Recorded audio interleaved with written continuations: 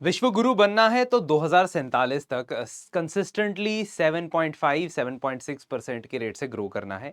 ऐसा वी नागेश्वरन राव जी, जो हमारे चीफ इकोनॉमिक एडवाइजर है, उन्होंने कहा। लेकिन इस परस्यूट में हमें एक झटका लगा है, जहां पे आईएमएफ, इंटरनेशनल मॉनेटरी फंड ने ये कहा है कि भारत पिछले 2 साल में यानी 2025 और 26 में सिक्स्थ लार्जेस्ट इकोनॉमी के साइज पे रह गई है। मतलब जो टोटल जीडीपी है, ग्रॉस डोमेस्टिक प्रोडक्ट है भारत का, वो एक वक्त यूनाइटेड किंगडम के ऊपर चला गया था, लेकिन अब वो दोबारा से नीचे आ गया है। इसकी क्या इंप्लीकेशंस है? क्या सच में इंडिया की इकोनॉमी में एक डिप आया है, या इसके रीजंस थोड़े से डिफरेंट है? इसको हम जानने की कोशिश करेंगे। आज ये देखेंगे कि क्या इसका ईरान के युद्ध से कोई लेना देना है, या उससे पहले से ये ट्रेजेक्टरी हमने देखी। We'll try to look at all the possible scenarios जहां पे इंडिया दोबारा से रिकवरी लेके अपने टारगेट को पूरा कर सकता है। देखिए, अगर मैं साइज ऑफ द इकोनॉमी की बात करता हूं वर्ल्ड वाइड, दुनिया भर में किसी भी इकोनॉमी का साइज निकालने का सबसे बेसिक पैरामीटर होता है उसकी जीडीपी निकालना, यानी ग्रॉस डोमेस्टिक प्रोडक्ट निकालना। अब ग्रॉस डोमेस्टिक प्रोडक्ट की जो वैल्यू है वो डॉलर के टर्म्स में निकाली जाती है। जो आईएमएफ भी ये वैल्यू निकालता है, इंटरनेशनल मॉनेटरी फंड, वो भी डॉलर की टर्म्स में ये वैल्यू निकालता है। हालांकि पिछले कुछ महीनों से हमने देखा है कि इवन बाकी इंस्टीट्यूशंस जैसे कि वर्ल्ड बैंक, उन्होंने भी बोला कि भारत का जो 2027 का ग्रोथ होगा, मतलब 2027-28 का, उसका प्रोस्पेक्ट उन्हें 6.6% ग्रोथ रेट दिख रहा है। Growth rate and GDP, these are two different things. GDP कितनी रेट से इंक्रीज हो रहा है उसको ग्रोथ रेट कहते हैं। साल दर साल वो कितनी रेट से इंक्रीज हो रहा है उसको ग्रोथ रेट बोला जाता है। अब बेसिकली क्या होता है कि हमारे यहां एक पैराडॉक्स नजर आ रहा है। पैराडॉक्स ये कि हमारी जो जीडीपी है, ग्रॉस डोमेस्टिक प्रोडक्ट है, इसकी कैलकुलेशन के बारे में मैं आगे बताऊंगा।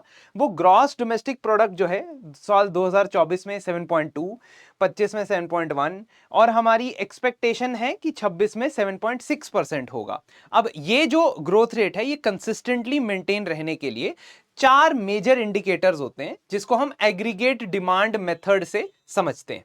उसको समझाने से पहले आप ये एक बार देख लीजिए कि हमारी जो प्रेजेंट सिचुएशन है, प्रेजेंट रैंकिंग है, वो क्या है। ग्रोथ रेट के पर्सपेक्टिव से Bharat fastest growing major economy है, बड़ी इकोनॉमीज में से फास्टेस्ट ग्रोइंग है वर्ल्ड वाइड देखा जाए। लेकिन जो टोटल जीडीपी है, उसका जो अमाउंट है, एक साल में कितने गुड्स एंड सर्विसेज की वैल्यू प्रोड्यूस हो रही है, वो जो अमाउंट है, वो अमाउंट अब भारत का थोड़ा सा कम नजर आ रहा है इन कंपैरिजन टू यूके। 7.2% हमारी प्रोजेक्शन है, लेकिन 6.6% अगले साल के लिए डाउनग्रेड हो गया है। तो हमारी प्रोजेक्शन से वर्ल्ड बैंक और आईएमएफ थोड़ा सा डिफर कर रहे हैं। पिछले महीने, कुछ महीने पहले सरकार ने अनाउंस किया था कि हम फोर्थ लार्जेस्ट इकोनॉमी बन रहे हैं, लेकिन आईएमएफ और वर्ल्ड बैंक के हिसाब से ऐसा नहीं है।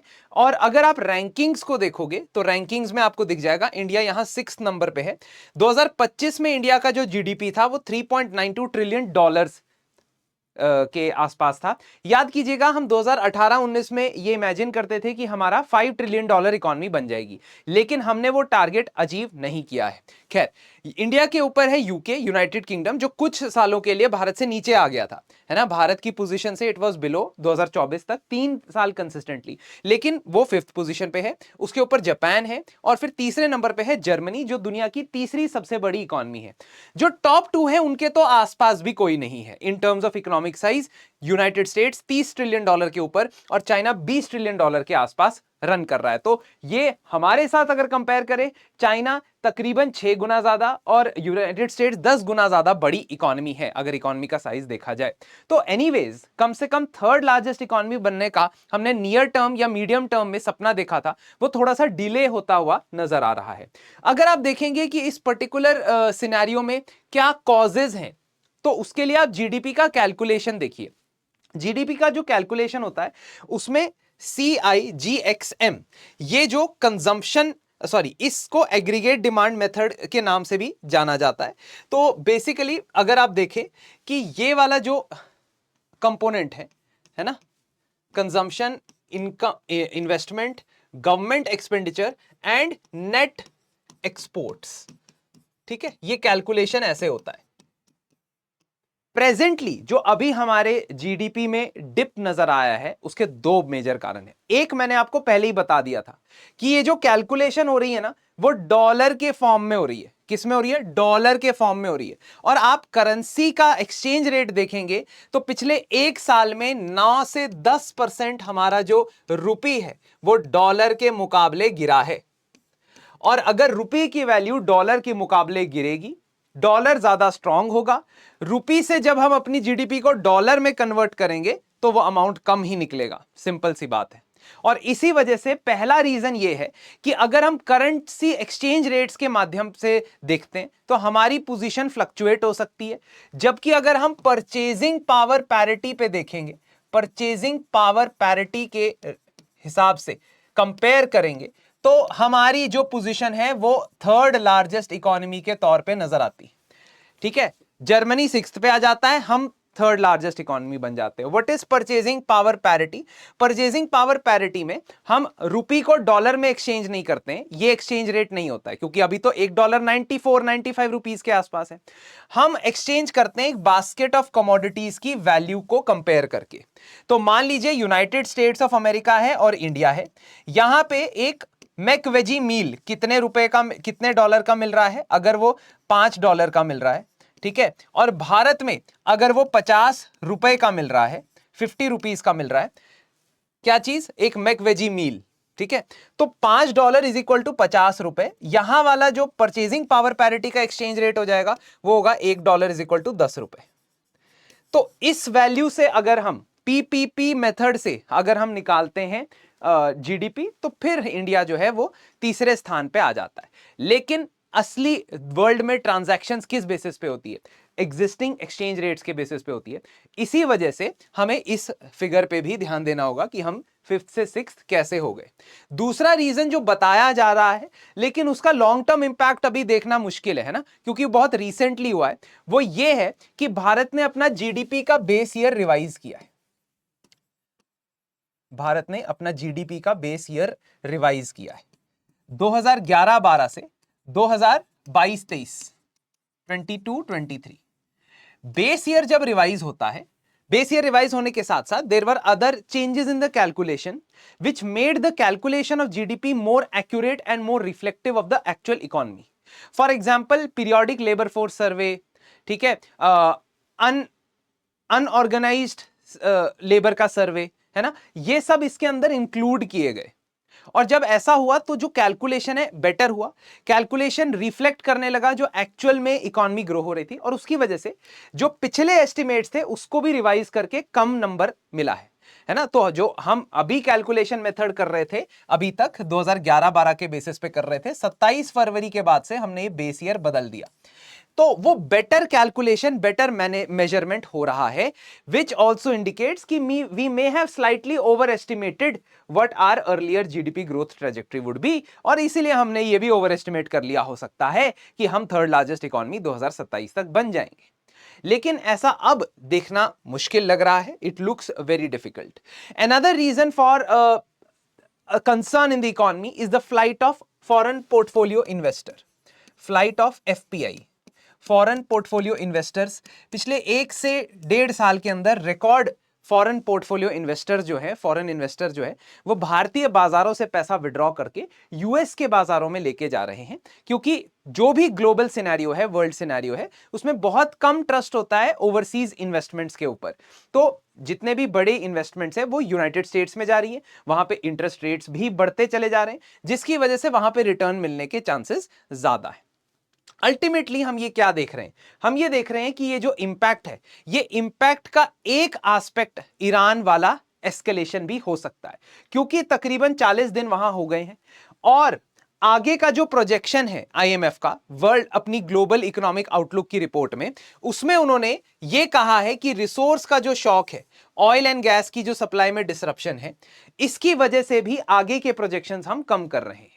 एंड इसी वजह से भारत को अगर 4th लार्जेस्ट इकोनॉमी बनने में पहले वो 2027 तक बन जाती, अब शायद 2028 के बाद तक बन जाए, है ना।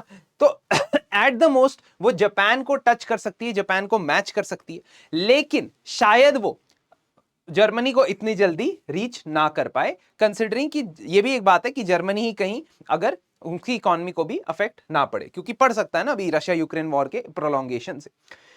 इसके साथ साथ आप जो कैलकुलेशन मेथड देखते हो, कैलकुलेशन मेथड देखते हो, उसमें भी इस ईरान वॉर का इंपैक्ट है। कैलकुलेशन मेथड जब हम करते हैं एग्रीगेट डिमांड के बेसिस पे, तो वो होता है जीडीपी को कैलकुलेट करने के लिए कंजम्पशन, प्राइवेट कंजम्पशन, यानी हम और आप कितना पैसा खर्च करते हैं चीजें खरीदने में।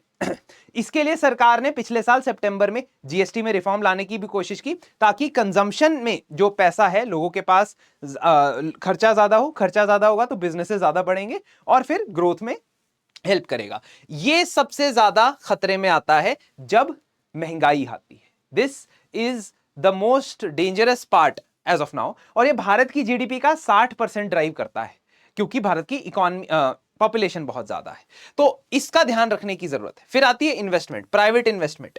मार्केट में अनसर्टेनिटी होने की वजह से, युद्ध वाले सिचुएशन होने की वजह से मार्केट वॉलेटाइल है, और इसीलिए उसमें इन्वेस्टमेंट प्राइवेट सेक्टर से भी नहीं आ रही है।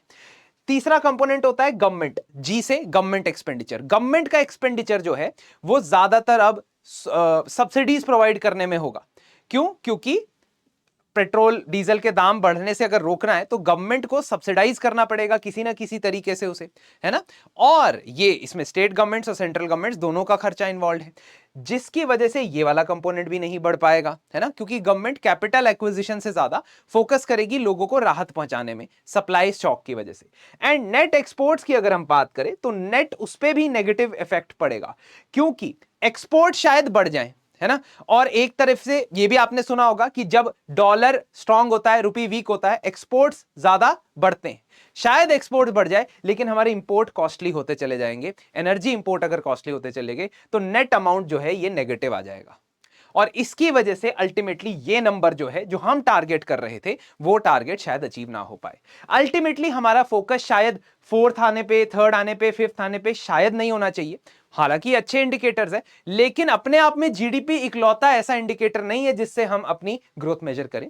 हमें इंक्लूसिव ग्रोथ की तरफ फोकस करना चाहिए, इक्वालिटी इंप्रूव करने की तरफ, भारत में बेटर क्वालिटी जॉब्स और एम्प्लॉयमेंट प्रोवाइड करने की तरफ बहुत ज्यादा फोकस होना चाहिए इस वक्त। शायद ये नंबर्स फ्लक्चुएट करते रहे, शायद हम 2028 की जगह 30 तक इस टारगेट तक पहुंचे, लेकिन हमारा आइडिया होना चाहिए इन 3 पिलर्स पे बेस्ड: एनर्जी की डाइवर्सिफिकेशन, ट्रेड की डाइवर्सिफिकेशन, और गवर्नमेंट का जो फिस्कल मैनेजमेंट है वो इस वक्त बहुत ज्यादा टेस्ट भी होगा। तो इसी के साथ साथ हमें समझना चाहिए कि लॉन्ग टर्म और शॉर्ट टर्म में ये चैलेंजेस हमें देखने को मिल सकते हैं। अगर आप प्रीलिम्स 2026 की तैयारी कर रहे हैं तो हमारा rapid revision course live daily basis पे लेक्चर चल रहा है, रिवाइज कर रहे हैं बच्चे हमारे साथ, 8-8, 9-9 घंटे पढ़ रहे हैं, and they are revising all the GS subjects. इसके अलावा जो करंट अफेयर्स को तैयार करना चाहते हैं, सिर्फ और सिर्फ सोली करंट अफेयर्स को तैयार करना चाहते हैं, उसके लिए हमारा एपिक बैच है, जिसमें हमने सबसे इंपॉर्टेंट करंट अफेयर्स टॉपिक्स को सभी सब्जेक्ट्स के कवर किया हुआ है। तकरीबन आप देखोगे हर सब्जेक्ट के 200 से 220 टॉपिक कवर्ड हैं, but in such a manner जो एग्जाम ओरिएंटेड तरीके से आपको पढ़ाए जाएंगे, एग्जाम में सॉल्व कर पाओगे। धन्यवाद।